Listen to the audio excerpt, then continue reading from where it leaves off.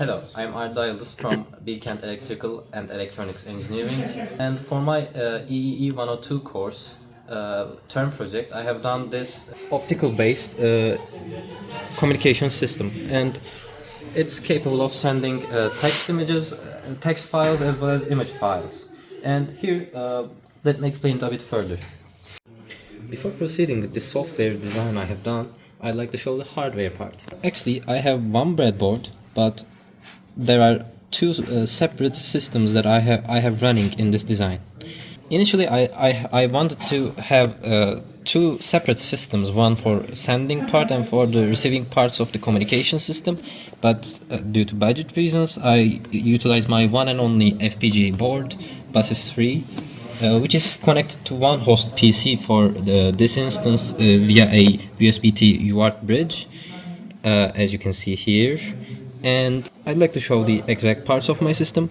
The LED you see in this part that is looking blue is actually my infrared LED system, which is always on but pulsates my data bytes according to the stimulations coming from the FPGA board, which is initially connected to the PC.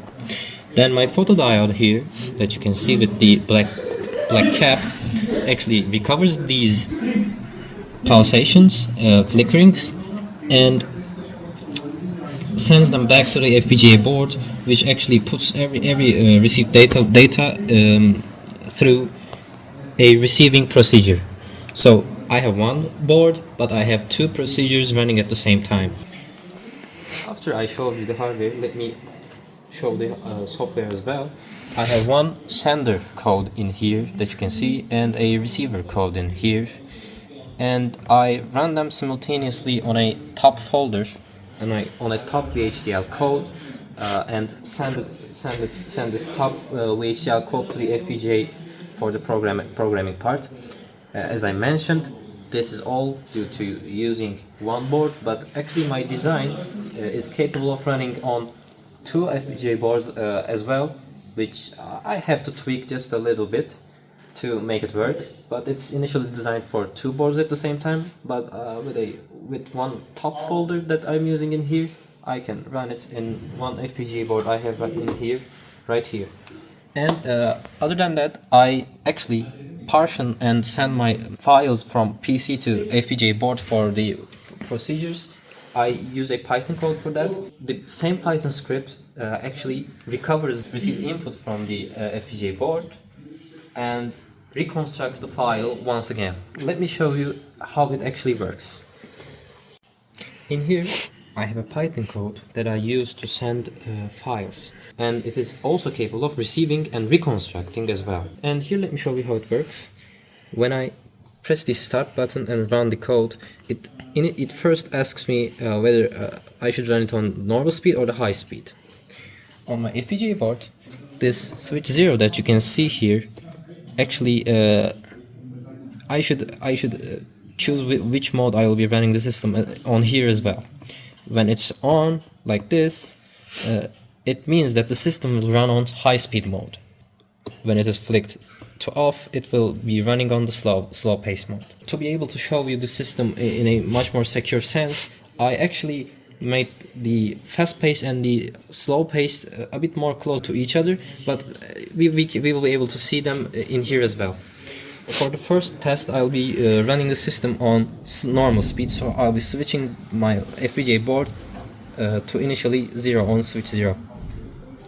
And it asks me to enter a valid sender ID, and it has to be an integer, that's why it says valid. And it will be showed on this FPGA board.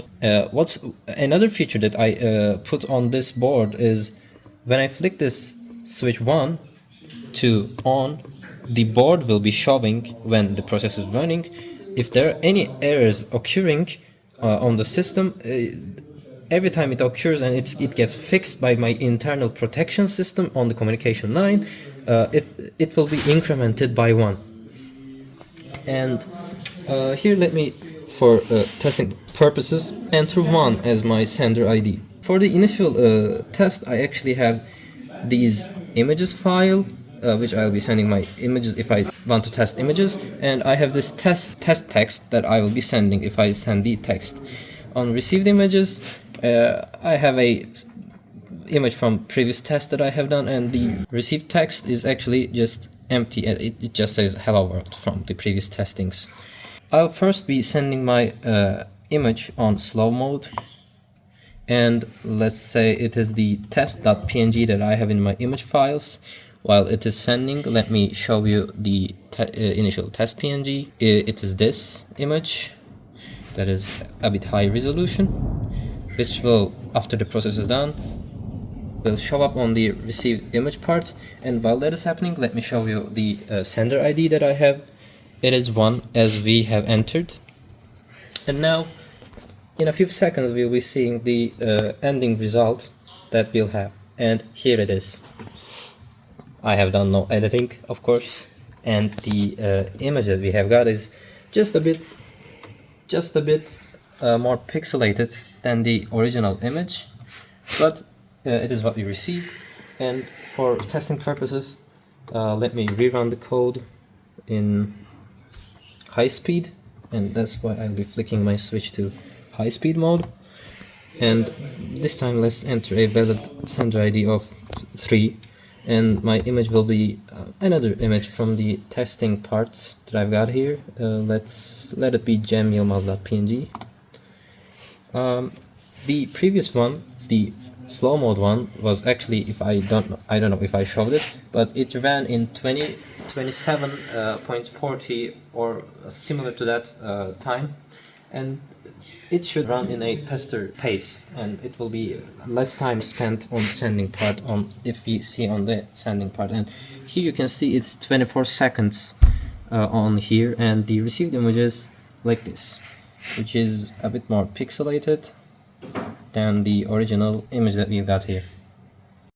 I forgot to show it in the previous segment of the video, but on my FPGA procedure, I have got actually protecting layers done by algorithmic mathematical equations, and I have utilized Hamming 7.4 protection system, which heals single bit errors for my serial data lines, and I have it running as well. And on my FPGA code, there is a counter that I increase every time my FPGA does a single bit error fixing. And let me show you the testing part. And for testing, let's run test.png here. Here, if I disrupt the process with anything outside, like this part, I flick this error panel on. If I flick it, yeah, the error part increases by a lot, and it shows me that there is an error on the system. I understand that everything is going not as expected and anticipated, and the received image will be distorted as well, which we'll be seeing in a few seconds. This is the wrong image, as you can see in here. For my last test, I will be running a txt file in, let's run it in high speed as well, and let the sender code be, I don't know, 8, and let's run our text. Since I have just one text, I don't want to enter a name. If you can recall, my receipt txt is empty, and on my sending txt, my test.txt, I have got a poem by Edgar Allan Poe here, and let's see if the process is done. Yeah, it is done in 10 seconds on high speed, and the received text is here as well, which has got no problems. So this is my communication system that I have got, and thanks for listening, and remember to leave a like